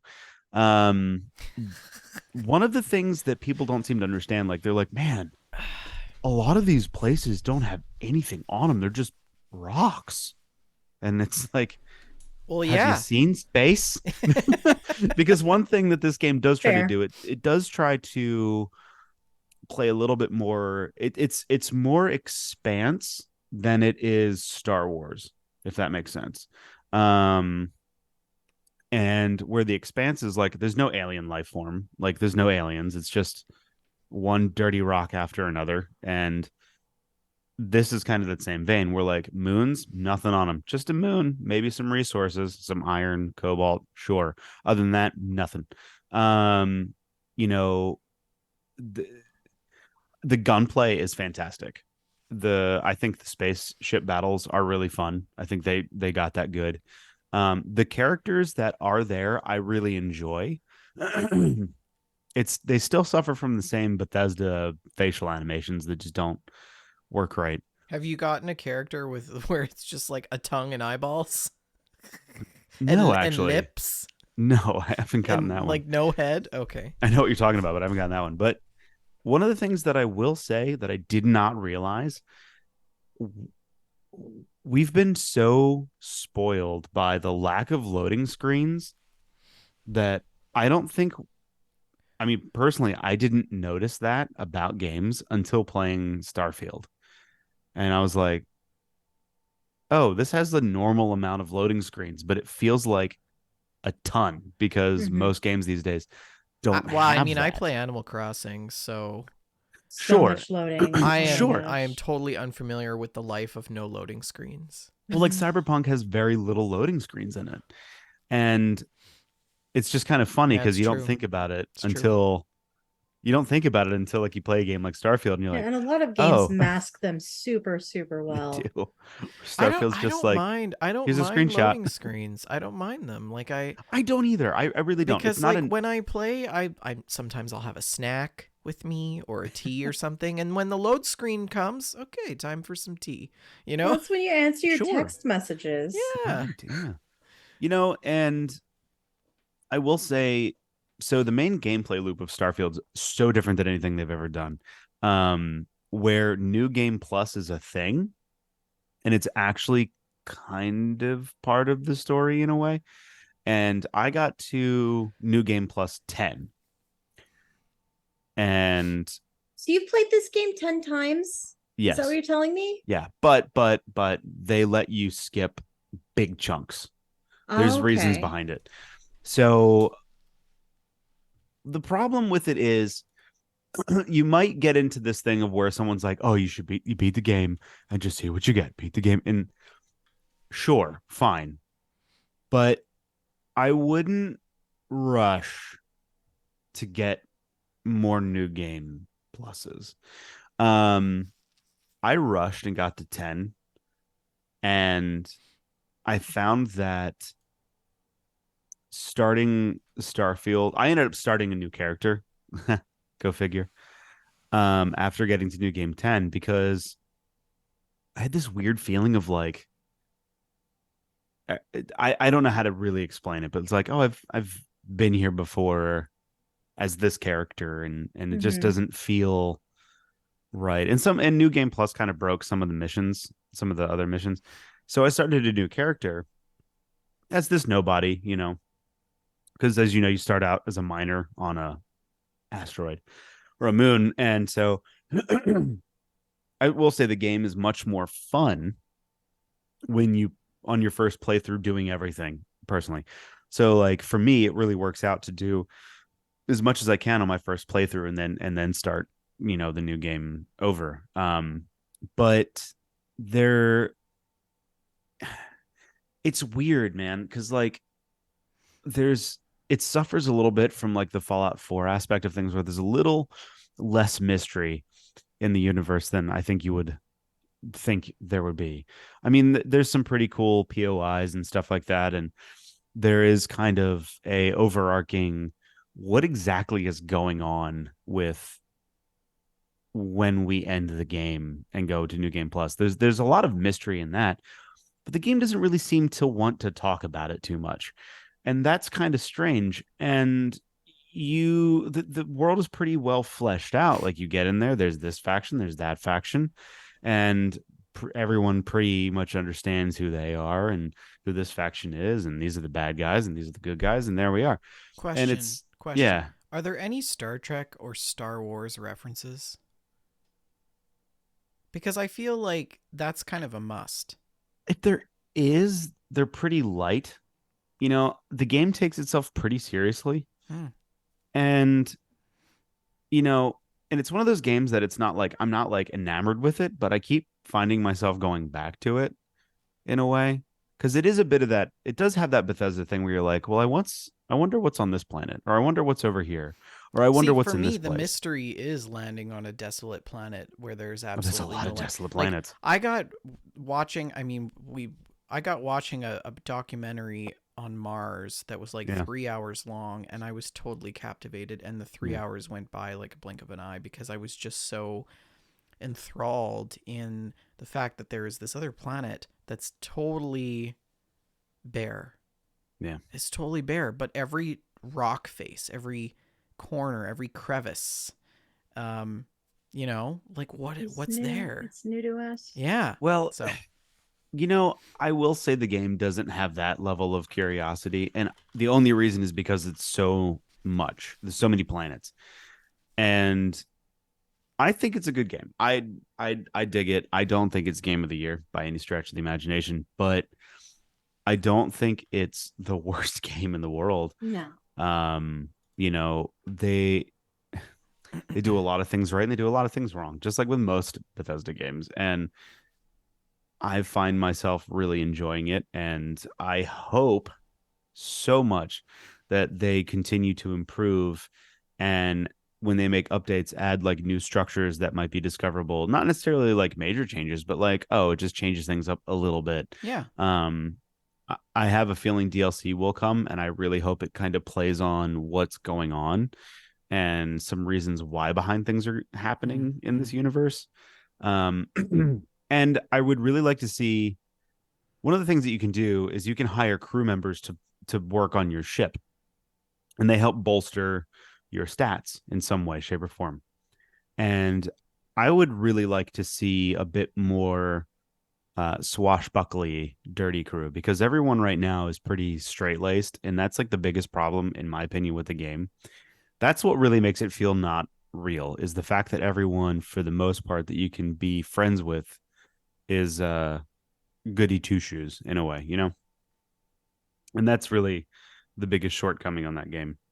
But anyway, enough about I'll Starfield. probably play it, but I've got to build a new PC to be able to run it. Oh, I forgot to. I built a new PC. What? I did, yeah. I Why didn't forgot to mention you tell that. us? It's like we don't even know you anymore. We're chopped So liver, Shalene. I dude, oh my gosh. I was playing Starfield and sometimes that game would get to the point where it would lag. Like I would shoot a gun and it would go whoop whoop whoop and the gunshots didn't work and like the audio didn't Ooh. sync and it would lag out and it would freeze and I'm like this is horrible. And like I couldn't like it would run but not really and it was just so bad. And eventually I was like, Sarah, I need a new PC. I can't play like it just it's so hard playing this game. And I had like a good like 50, 60 hours Yeah. playing this stuttery mess. Yeah.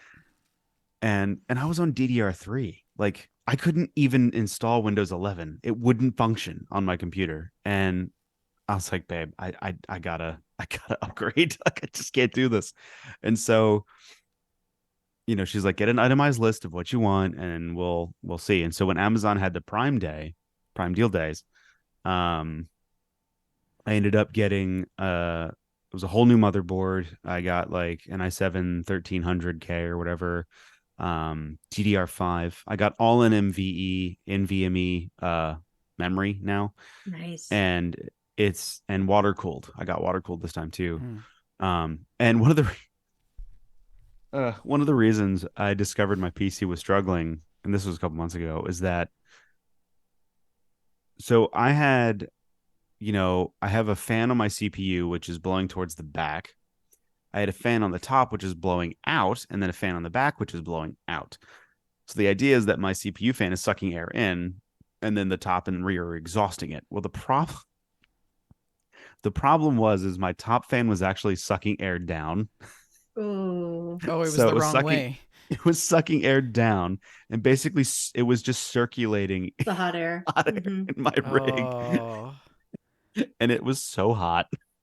I'd put my hand on it, it was like So it's been a dream, and like I've had zero issues with Starfield. It is like, and I got a Good. new monitor too. I'm finally at like a 1440, like Yeah. 120 refresh rate. Like I'm at like big boy level now, Have you played Hunt Showdown on your new PC and your new monitor? No. Oh, yes, I have. Yes, I have. It runs really well. I actually turned off a work coworker of mine. At one point was like number one in the world or something on Hunt Showdown Hmm. scoreboards list. He's really good. Um, he's like, you need to turn off the anti-aliasing in the game and then turn it on your like the video graphics card Your driver, which graphic. I didn't Yeah. know was a thing. And Yeah. I did that, and the game looks so much nicer. Um, but so anyway, beyond Starfield, a, a buddy of mine texted me. He's like, dude, Modern Warfare 3, you gotta get it, man. Is this the The second zombies. Modern Warfare 3 or the third one? This is the newest Modern Warfare that they've put out, right? And I'm like, dude, I can't justify spending $70 on Modern Warfare where it's just like the main story is 4 hours long. It's DMZ, Warzone, fine, and it's the same multiplayer. Like, what am I doing, And he's like, but they added the zombies back. And the zombies is like DMZ, where you load into a map and you do missions inside the zombie infested thing. And I'm like, I just can't do it. I'm sorry. So Sarah ended up getting it weirdly. And she's like, Rick, you gotta get the Modern Warfare 3 Oh no. and play it with me. And I was like, fine. And it turns out that the zombies map is not PvP, it's only PvE. There's Oh, other cool. people there, but they can't hurt you. Mm. And so it turns into this oddly wholesome moment of like Call of Duty where like you see another player downed and then all of a sudden you're like, I'll save you. And you run over and you like help him up. And like, I like the other day I was playing and these random people, other players were doing this stronghold where like hordes of zombies are attacking them. And I perched up on Overwatch and just started laying into the zombies that were like troubling them just to help them out. Like it didn't benefit me any. It just was fun to help out another crew. And like it's so much fun to just like helicopter into this Urzikstan city and it's infested with zombies and you just solve missions and do different things in this zombie infested world and you Mm-hmm. don't have to worry about getting sniped by some stupid sweaty camper. And it's so much fun, and it's That's like great. almost worth I want the to see money more to do games that. like that. And It like sounds they great. did a good job with it. Like it's not. And I was like, I'm enjoying myself. And Sarah was like, I really like this. This is so much fun. I was like, I don't think I'd ever, Hmm. ever hear you say you'd like a Call of Sounds Duty. like they've tapped into a different So type of play they style. really did. Yeah. And the problem with DMZ was that it was PvP and PvE. Mm-hmm. And it was like Sea of Thieves, like you Yeah. want to go into this world, you want to have fun, you want to like do the missions, but then you worry about like when you're trying to exfil, some jerk is like Yeah. camping the exfil and is just going to Yeah. kill you for no reason, and it doesn't benefit them. They're just being mean. Some jerks, yeah. Sea of Thieves has Yeah, a PvE mode now. I know, but like they've reduced the rewards I and mean, stuff. yeah, Where like, I'm just stating. but like, this zombie thing is they didn't reduce anything. Like you can still unlock all your guns, and like the funny thing is the guns that you can unlock in zombies carry over to multiplayer. So then you can go into multiplayer and use these fully kitted out, guns in That's cool. multiplayer. That's So cool. um I've been that's really all I've been playing is just like Call of Duty Zombies, which is strange. Nice. I need to get back into Phantom Liberty, but I haven't touched Phantom Liberty Bibberty in a while. So yeah. Anyway, Fender, what about you? I've actually played a lot of games this week, despite not having time to show up for AC Thursday. I'm sorry. It was fine. It was fine. We had girls' night. It was great. Yeah, Thursday. I think the three of you did You don't fine. even know about AC Thursday? Shalene, assume I know nothing at this point. We've been having Animal Crossing Thursday every night for months. Oh. Yeah. Every night, every Thursday night, every week.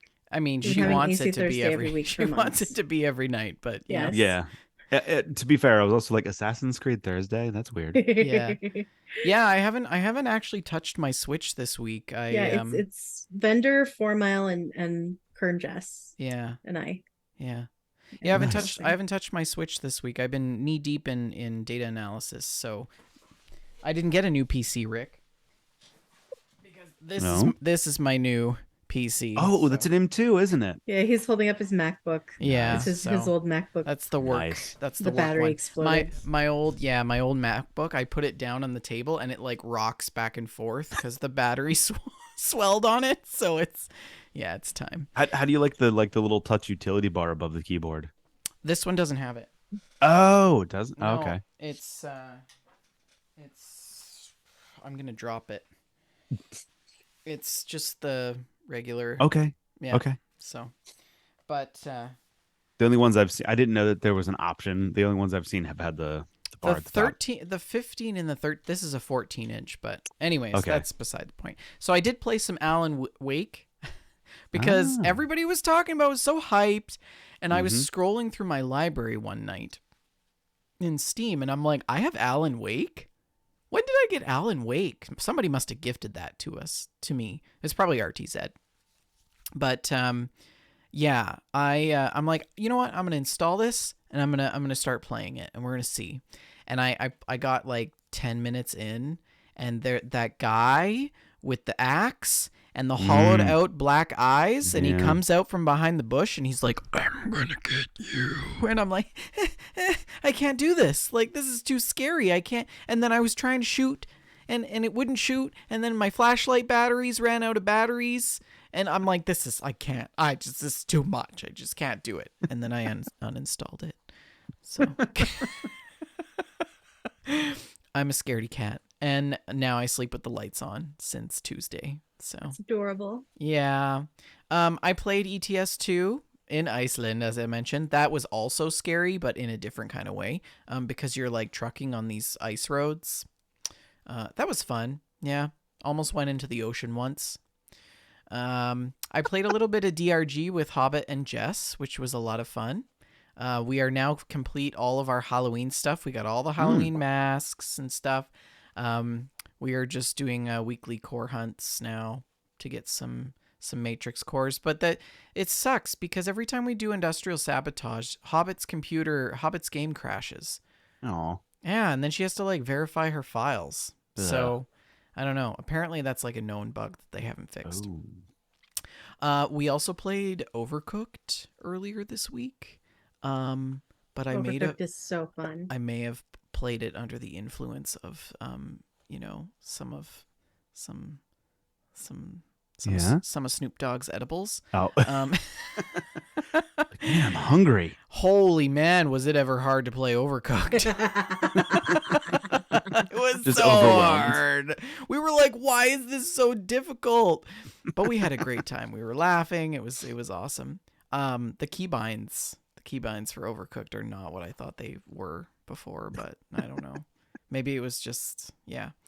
And then I also tried out the Reforma Map DLC for ATS. The Reforma Map adds the Sierra Nevadas region, as well as the rest of the I-10 running from LA to Phoenix, which is fantastic. And it also adds a little bit more in Mexico. So the whole peninsula that's there is all now roaded out, and you can go down into Mexico and check out all the things. It's really quite awesome. I haven't gone down into Mexico. I've only been driving the I-10 back and forth because I'm going to California in like 3 weeks, and I'm really excited. And I've driven that road. I've driven that road like so many times in real life. And it's so awesome to like drive and do a haul with this big rig on the I-10 going through like Palm Springs, and the signs, all the signs, like there's the You desert, recognize it, yeah. there's the Desert Hill shopping outlet, and there's this one, and then that, and it's Cabazon. It's just great. I love it. The only thing they don't have, which I wish they had, was the Morongo, which is a ginormous hotel that you can probably see from space on the I-10. And you know how California is like pitch black at night because streetlights don't exist because there's not enough power for that. It's just really dark there all the time at night. And the Morongo, you'll see it off in the distance, just glowing, like the New Vegas Strip kind of thing, in the middle of the desert. But yeah, so it's been really cool to drive the I-10 and sort of compare it to what I know it to be. Yeah, it's been cool. Anyways, that's my gameplay. What about you, Shalene? Well, I also didn't have a ton of time for video games. Never mind the fact that I finished 6 books this week. Oh gosh. I did play a little bit of books. Fallout 76. Books. They're doing this birthday event. It's like a 2-week long birthday event, and I did the birthday challenges to get the special items, and that was fun. And I finished up that Beckett quest line. I forgot how heartbreaking it was. It wrecked me all over again. And they were also having a double XP weekend. So I used that to level my character up. And I got all the achievements for Fallout 76. Wow. Oh, wow. Yeah, that Nice. was the last 2 achievements that I needed. So once again, I have all the achievements for every Fallout game that has achievements. So There you go. This one was a long time coming, largely because I spent most of my playtime on the Bethesda launcher, which is devoid of achievements. RIP, the Bethesda launcher. Oh, is that gone? Yeah, they is no more. Yeah, Thank goodness. they transferred your library to Steam. Epic Launcher is also going to be gone too. There was much rejoicing. Yeah. Have they stated that? Didn't we talk about that last week? No. Okay, never mind. I think you just want it to be gone, maybe. Well, we were just talking about Bethesda making up like Game of the Year. Yeah. Yeah. Fabricating these things in my head. Yes. If you believe it, it will happen. Trying right? to manifest. Yeah, Don't forget that manifest $100 destiny. you owe me. Just e-transfer it at the end of the show. Yeah. So yeah. So I finished the Fallout 76 achievements, and I feel really Nice. good about it. And yeah, it's a good time. Congratulations. And I thank you. It felt really good to finish an That's achievement huge. list. It's been a long time since I've done that. That's a huge. very long time Yeah. since I've finished an achievement list. I've never done it. I Really? don't think Never? I ever have. Yeah. Nope. I've never finished an Wow. achievement list. Well, okay. Brock says that she wanted to play the birthday event, but Zephyr hasn't wanted to play.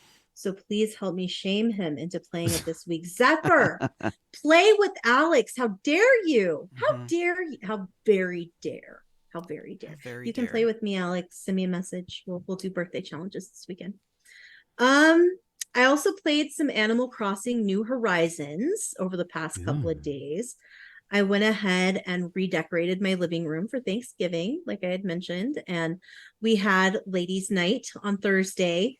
At first, it was just 4 Mile and I, but then Jess hopped on later, and we had the best time. We just chatted and hung out and changed our outfits together and had a great time playing Animal Crossing. And it was friend time that I very much needed, very much. So Good.